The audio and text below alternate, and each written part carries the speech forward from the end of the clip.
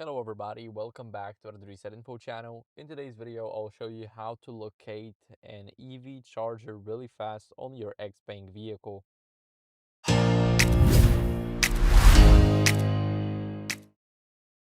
So first, we got our XPeng. Now here, we get the navigation, right? Here we have some buttons, but we're interested in this one close to search destination, but on the other side.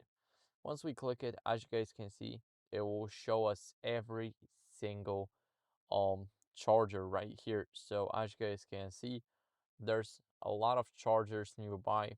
We can see that they are basically price wise really bad. It's almost $1.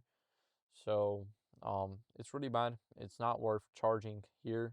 But as you guys can see, it's here it's around 70 cents, and it all depends on the place where you're simply charging your car. So of course, the house is the best option, but you can quickly search it. You can even check if you have any um, fast chargers.